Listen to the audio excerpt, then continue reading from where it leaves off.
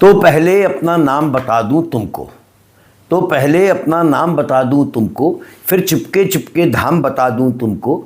तुम चौंक नहीं पड़ना, तुम चौंक नहीं पड़ना यदि धीमे धीमे मैं अपना कोई काम बता दूं तुमको। कुछ लोग भ्रांतिवश मुझे शांति कहते हैं, निशब्द बताते हैं, कुछ चुप रहते हैं। मैं शांत नहीं, निस्तब्ध नहीं, फिर क्या हूँ? मैं शांत नहीं, निस्तब्ध नहीं, फिर क्या हूँ? मैं मौन नहीं हूँ, मुझ में स्वर बहते हैं। कभी कभी कुछ मुझ में चल जाता है, कभी कभी कुछ मुझ में चल जाता है, कुछ मुझ में जल जाता है। जो चलता है वो शायद मेढक हो, वह जुगनू है जो तुमको छल जाता है। मैं सन्नाटा हूँ फिर भी बोल रहा हूँ, मैं शांत हूँ फिर भी डोल रहा हूँ। यह सरसर यह खड़खड़ सब मेरी है, यह सरसर यह खड़खड़ सब मेरी है यह रहस्य मैं इसको खोल रहा हूँ। मैं सूने में रहता हूँ, मैं सूने में रहता हूँ, ऐसा सूना जहाँ घास उगा रहता है ऊना। और झाड़ कुछ इमली के, और झाड़ कुछ इमली के, पीपल के, अंधकार जिनमें होता है दूना। तुम देख रहे हो मुझको जहाँ खड़ा हूँ, तुम देख रहे हो मुझको जहाँ पड़ा हूँ। मैं ऐसे ही खंडहर चुनता फिरता हूँ, मैं एक ऐसी जगह में पला बड़ा हूँ। हाँ यहाँ किले की दीवारों के ऊपर, हाँ यहाँ किले की दीवारों के ऊपर, नीचे तलघर में या समतल पर भू पर कुछ जनश्रुतियों का पहरा यहाँ लगा है। नीचे तलघर में या समतल पर भू पर कुछ जनश्रुतियों का पहरा यहाँ लगा है, जो मुझे भयानक कर देती है छूकर। तुम डरो नहीं, तुम डरो नहीं, डर वैसे कहाँ नहीं है, पर ख़ास बात डर की कुछ यहाँ नहीं है। बस एक बात है, बस एक बात है, वह केवल ऐसी है। कुछ लोग यहाँ थे अब वे यहाँ नहीं हैं। यहाँ बहुत दिन हुए एक थी रानी, यहाँ बहुत दिन हुए एक थी रानी। इतिहास बताता है उसकी नहीं कहानी। वह किसी एक पागल पर जान दिए थी, वह किसी एक पागल पर जान दिए थी उसकी केवल यही एक नादानी। यह घाट नदी का अब जो टूट गया है, ये घाट नदी का जो अब टूट गया है। यहाँ वहाँ रोज़ बैठ के रोज़ रोज़ गाता था, अब यहाँ बैठना उसका छूट गया है। शाम हुए रानी खिड़की पर आती थी, पागल के गीतों को वह दोहराती। तब पागल आता और बजाता बंसी, रानी उसकी बंसी पर छुप कर गाती। किसी एक दिन राजा ने यह देखा, खिंच गई हृदय पर उसके दुख की रेखा। वह भरा क्रोध में आया और रानी से उसने मांगा इन सब साँझों का लेखा। रानी बोली पागल को जरा बुला दो, मैं पागल हूँ राजा तुम मुझको भुला दो। मैं बहुत दिनों से जाग रही हूँ राजा, मैं बहुत दिनों से जाग रही हूँ राजा, बंसी बजवा कर मुझे जरा सुला दो। वह राजा था हाँ कोई खेल नहीं था, वह राजा था हाँ कोई खेल नहीं था। ऐसे जवाब से उसका मेल नहीं था। रानी ऐसे बोली थी जैसे उसके इस बड़े किले में कोई जेल नहीं था। तुम जहाँ खड़े हो, तुम जहाँ खड़े हो यहीं कभी सूली थी, रानी की कोमल देह यहीं झूली थी। हाँ पागल की भी यहीं रानी की। राजा हंसकर बोला रानी भूली थी, राजा हंसकर बोला रानी भूली थी। किंतु नहीं, फिर राजा ने सुख जाना, हर जगह गूंजता था पागल का गाना। बीच बीच में राजा तुम भूल थे, रानी का हंसकर सुन पड़ना था ताना, रानी का हंसकर सुन पड़ता था ताना। तब और बरस बीते राजा भी बीते, तुम रह गए किले के कमरे कमरे रीते। तब मैं आया कुछ मेरे साथी आए, आओ हम सब मिलकर करते हैं मन चीते। पर कभी कभी जब पागल आ जाता है, लाता है रानी को या गा जाता है, तब मेरे उल्लू सांप और गिरगिट पर अनजान एक सत्ता सा छा जाता है। नमस्कार दोस्तों, आदाब। पाखी पत्रिका की तरह पाखी संवाद, जहाँ शब्द डरते नहीं, उसकी भी निर्बाध उड़ान शुरू हो चुकी है। 2 दिन हुए एक ईमेल मिली जिसका जिक्र मैंने अपने पिछले संवाद में किया था। ईमेल आई अशोक वाजपेयी जी की, और बरसों बाद टाइपराइटर के शब्द देखने को मिले। ईमेल के साथ जो अटैच्ड पीडीएफ थी वो टाइप की हुई थी। तो पता चला कि अशोक जी आज भी अपना पत्राचार टाइपराइटर के थ्रू करते हैं। अच्छा लगा, टाइप किए हुए शब्द देखे अरसा बीत गया था।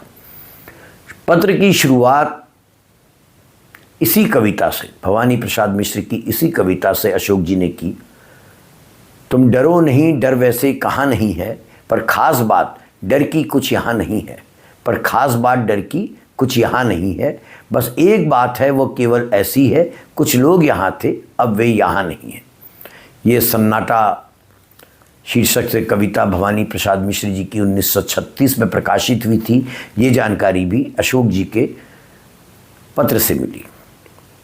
उन्होंने एक और कविता को कोट किया है।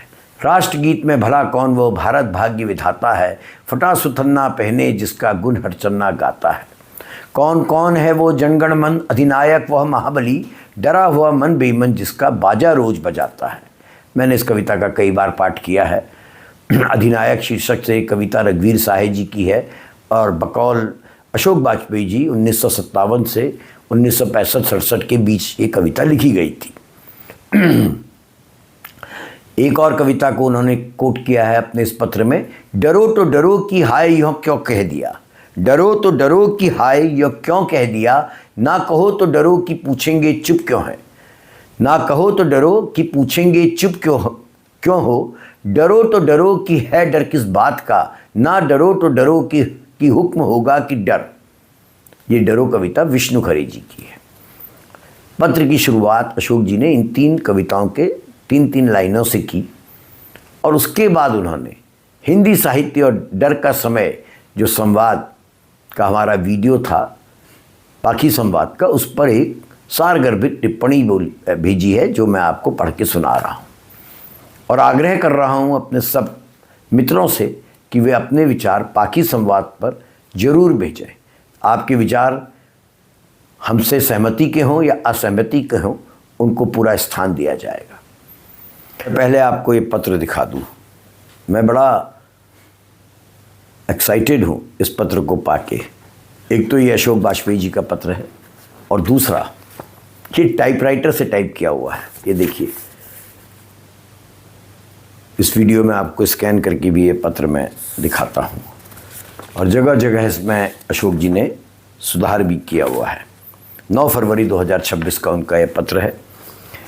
तो अशोक जी लिख रहे हैं कि अगर भारत में इन दिनों जो नागरिक हैं सजग, चौकन्ने और संवेदनशील, तो वे ऐसा महसूस करने से बच नहीं सकते कि हमारा समय बेहद डरावना है।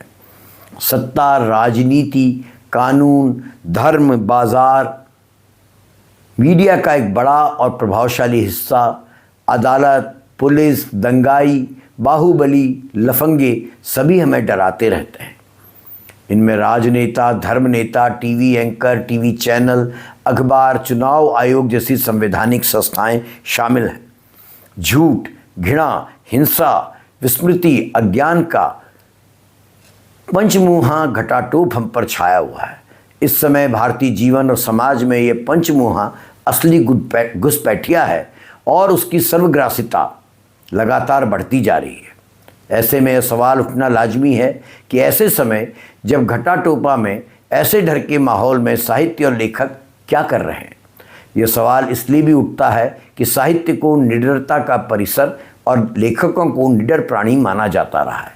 यह भी मान्यता रही है कि साहित्य अपने पाठकों को भी निडर बनाता है, उनमें प्रश्नाकुलता और प्रश्नवाचकता जगाता बढ़ाता है। ऐसे समय में जब लोकतंत्र, स्वतंत्रता, समता, न्याय और भाईचारा सभी में कटौती हो रही है, साहित्य इन पर निडर होकर इसरार करता है, अंततः अपराजयता का आश्वासन देता है। अपने क्लासिक उपन्यास बाण भट्ट की आत्मकथा में हजारी प्रसाद द्विवेदी जी ने अपने एक पात्र से कहलवाया है, किसी से न डरना, किसी से न डरना, गुरु से भी नहीं, मंत्र से भी नहीं, लोक से भी नहीं, वेद से भी नहीं। इस सिलसिले में अशोक जी आगे लिख रहे हैं, इस सिलसिले में अगर हम आज साहित्य का परिदृश्य देखें तो गहरी निराशा होती है। यह पूरी स्थिति ऐसी नहीं है कि हम उस सब को नज़रअंदाज कर सकें। डर और पंचमुआ घटाटोप सब पर छाया हुआ है, पर हम में से अधिकांश ऐसा लगता है सार्वजनिक साक्ष्य के आधार पर उन्हें संबोधित नहीं कर रहे हैं। यह हो सकता है कि हम में से कोई कुछ डर और सब कुछ दर्ज कर चुपचाप अपने पास ही रखे हो। घुसपैठ हिंदी अंचल में सबसे ज़्यादा और गहरी हुई है और उसके समकालीन साहित्य में इसका प्रकट परोक्ष प्रतिरोध कम से कम मुझे अपनी बूढ़ी आंखों से कम नज़र आता है। 50 करोड़ की आबादी में 50 लेखक नहीं हैं। 50 करोड़ की आबादी में 50 लेखक नहीं हैं जो प्रतिरोध में मुखर और सक्रिय हों। हालात तो यह है कि हिंदी में निर्भीकता से इन मुद्दों पर कुछ कहने वाले सार्वजनिक बुद्धिजीवी बहुत कम हैं और उनका प्रभाव भी कम है। वे आगे लिख रहे हैं, जो व्यापक चुप्पी नज़र आती है उसके कई कारण हो सकते हैं। पहला यह कि अधिकांश लेखक अपनी शैली और अंदाज बयां में यह तरकीब नहीं खोज पाए हैं जिससे वे सच्चाई को बखान कर सकें पर अपने को किसी अनुचित सख्त कार्रवाई से बचा सकें। अपने को बचाना कई बार हमें कायर भी बनाता है। किसी पश्चिमी चिंतक ने हाल ही में कहा है कि हमारे समय में जिजीविषा एक परम मूल्य हो गया है। यह भी संभव है कि जीवन और अनुभवों का सर्वग्रासिता से छूटा हिस्सा हमारी चिंता में हो और हम उसका सृजनात्मक अन्वेषण कर रहे हों। ऐसे भी लेखक हो सकते हैं जो प्रतिरोध में तो हैं पर उसे नाटकीय या सार्वजनिक प्रदर्शन का मामला बनाने से गुरेज करते हैं।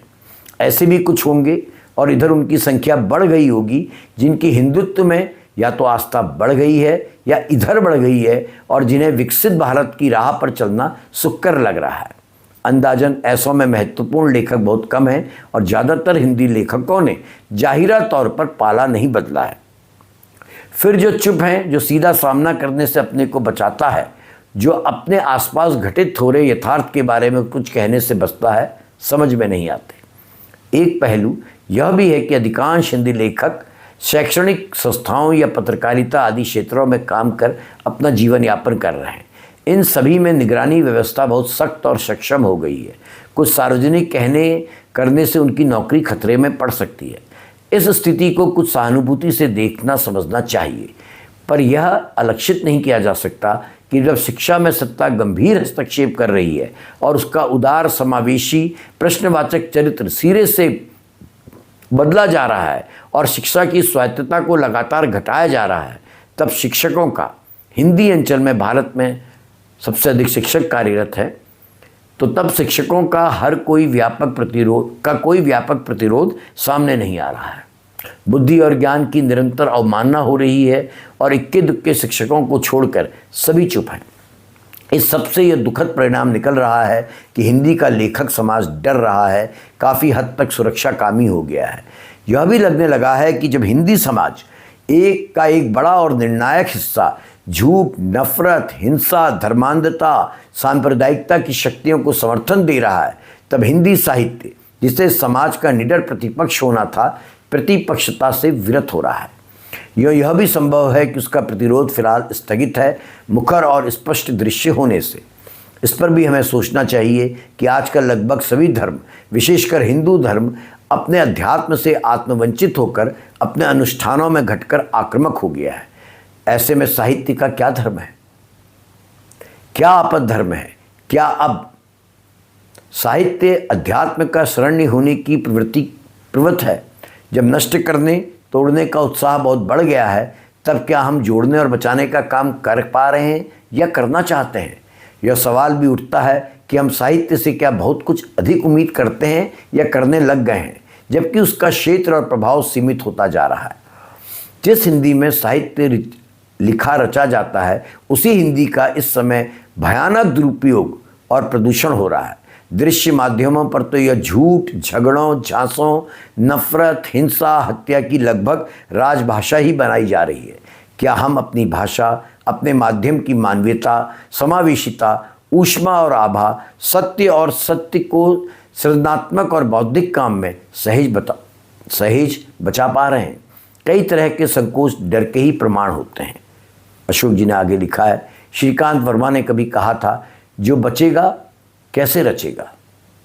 आज ही एक इंटरव्यू में चीन के आधुनिक महाकवि आई किंग के बेटे और विश्व प्रसिद्ध कलाकार आई वाई ने कहा है कि अगर कोई कलाकृति लोगों को अपनी असहमति महसूस नहीं कराती तो वह मूलतः निष्प्राण है। हम इस पर कुछ नैतिक संतोष का अनुभव कर सकते हैं कि जो कुछ भी हो, झूठ, घृणा, हिंसा ने कोई समर्थक साहित्य अभी तक पैदा नहीं किया है। वे लेखक जो इस प्रवृत्ति के समर्थक हैं वे भी कोई विचारणीय साहित्य नहीं लिख पाए हैं। उनकी रचनाओं में अगर झूठ, घृणा, हिंसा का समर्थन नहीं है तो उनकी अपनी आस्था के बारे में अपने साहित्य में चुप्पी का भी नोटिस लिया जाना चाहिए। इस चुप्पी का एक कारण शायद यह है कि साहित्य में ऐसा समर्थन व्यक्त करना साहित्य की अनिवार्य नैतिकता के कारण संभव नहीं है। अशोक जी के इस पत्र ने बहुत उत्साहित किया है कि पाखी संवाद को और नियमित किया जाए और तेज किया जाए। दोस्तों, मेरा आप सबसे जो हिंदी का युवा पाठक वर्ग है उनसे विशेष रूप से और उनसे जो हिंदी साहित्य के स्थापित नाम हैं सबसे आग्रह है कि इस संवाद का हिस्सा बनिए। कम से कम कुछ सार्थक हम कर पाएंगे। और वो शिकायत जो हम अक्सर करते रहते हैं कि हमारे संसार का दायरा सिमट रहा है, उसको भी कुछ हद तक, बहुत मामूली ही सही मगर कुछ हद तक हम एड्रेस कर पाएंगे। धन्यवाद।